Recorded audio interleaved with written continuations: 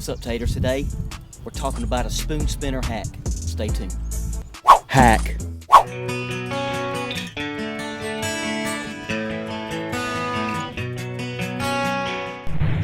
What's up, taters? Can Vandal here. Man, it's just a beautiful day, and I decided, you know what? On this beautiful day, I'm gonna do a hack.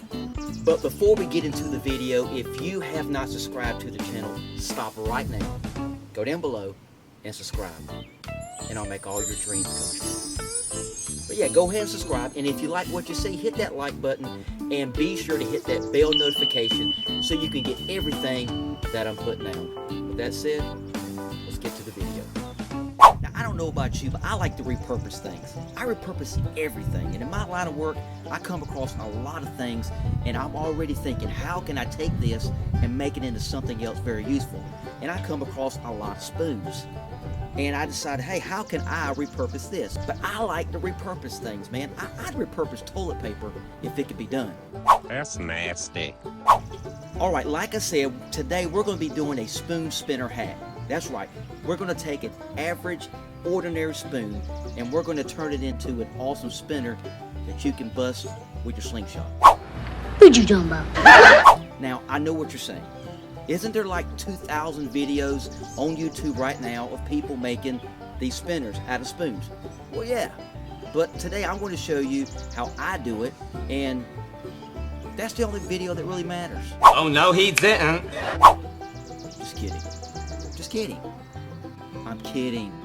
Shooting spinners is probably one of the most awesome things you can do with a slingshot. I mean, there's nothing like it. In fact, you can get spinners for, very cheap, just about any distributor out there. But like I said, today we're going to take this and I'm going to show you my version of how to make an awesome spoon spinner that's easy to make, fun to shoot, and makes a killer sound when you hit it. Let's go to tape. Okay, I'm going to show you how to make a spoon spinner. Now, what you need for this are just very inexpensive tools that you probably have laying around the house.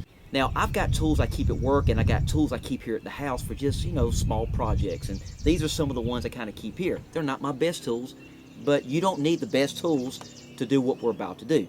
All you're going to need is just like a pair of channel locks or pliers, something to cut some the metal with, and a screwdriver. It could be a flathead or a Phillips head, doesn't matter. And as an option, a little file. Now, I just have to have this one laying around. It's pretty awesome. And, oh yeah, and some stickers. And I'll show you what this is all about later. Okay, so let's get started. Alright, first of all, you need to get your spoon. Now, you can get spoons in different sizes. I've got just the average size spoon. That's what she said. And we're going to take the screwdriver and we're going to make a bend in it. Now, this is going to actually go faster if I wasn't talking, but I'm going to slow it down so you can kind of get what I'm doing. You want to take this spoon and you want to go probably about ½ an inch above the actual part you put in your mouth, the spoon itself. You want to take it and bend it around the screwdriver, kind of like this. Just like I say, go about ½ an inch. You want to bend it slow, because if a cheap screwdriver, if it's a cheap spoon, God, I can't even talk today. What's the matter with you, boy? You too stupid. But you want to bend it slow over the screwdriver, real slow. And you see what it's doing? It's kind of molding around the screwdriver. Bend it all the way till it touches the back of the spoon. You want to just touch the back of the spoon like that. Stick it back in there and that's fine right there. Take it out. I know it's not touching, but we'll get that in a minute. All right, the next thing after we bend it, we want to cut the shaft off, or the handle off, whatever you want to call it, about even with the top of the spoon part. So we're going to cut it about in there. Now, you can get some snips and go right through it. I don't have my snips, but I do have these wire cutters right here, and it worked just as good because you can just snip the ends of it, bend it, and it breaks off. So that's what we're going to do. I'm going to go about right there, and I'm going to snip one side there, snip the same thing. Now that I've got it snipped, all I'm going to do is just bend it up. See right where I snipped at?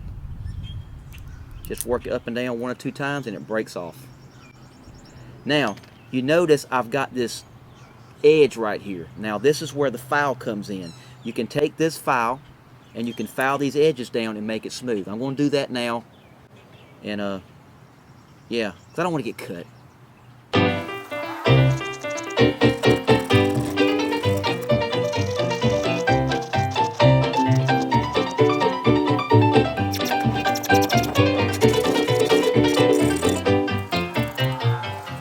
So I've got it filed, so the next thing we want to do is we want to clamp it around the screwdriver to close this in, this gap in, a little more than this. And this is how we do it. This is where the channel locks or pliers, whatever you decide to use, come into play. So we put our screwdriver back in, just like that. Let me try to, I'm trying to give you a better angle, so this is why I'm moving around a lot. I want to give you a good angle. So basically like that. You want to put it back in, then you want to take your pliers or channel locks and you want to grab this tag in here, and all you're going to do is get it as close as you can to that screwdriver. Close as you can. And that's just about good enough. And I'm using my left hand for this, so this is kind of awkward. This is so hard to do left-handed. I'm going to switch hands now that I've shown you what I'm doing. I'm going to switch hands to kind of pretty it up a little bit. But you kind of get the idea. You're trying to clamp it tight around that screwdriver. So I'm going to switch hands with it and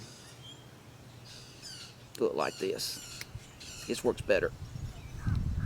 Like I say, you're getting it, keeping it real close to that screwdriver. So basically now, pull the screwdriver out. So basically now that's what you got. See that? That's what you're wanting. And if you got a little gap there, that's totally fine, because that way it gives you 2 ways to attach it to your line. You can either hang it on, or you can just undo your end, put the line through it, and then hang it. So basically, that's it. Alright, now that we've got it being, it's ready to go shoot right now if you want to. You can go put it in your shooting box or hang it in a tree, whatever you decide to do. But I like to do one more thing, because the older I get, my eyes are failing me, and I want to be able to see this thing the best as possible.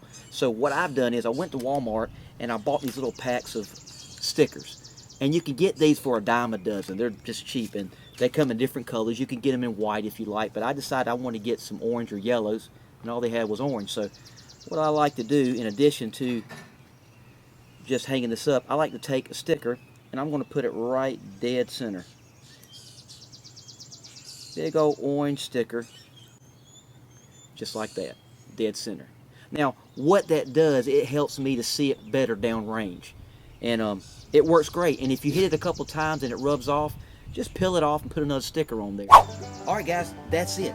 It's very simple. If I wasn't talking, you can probably finish one of these up in under 5 minutes. And you can have some really killer spinners to shoot at. And spinners, man, they change the game. They are awesome to shoot at. So don't throw away any of your spoons, man. Well, I hope this has been helpful for you today. Hope it gives you something to kind of do if the weather's bad. Just go inside your house, take some of your utensils, and don't tell your wife, and make some really cool spinners. But I want to thank each and every one of you for all your support to the channel. And guys, I've got some really cool things coming in the future. I'm really excited about it, and I'll be telling you more about it in the next few videos. But I think that's going to wrap it up.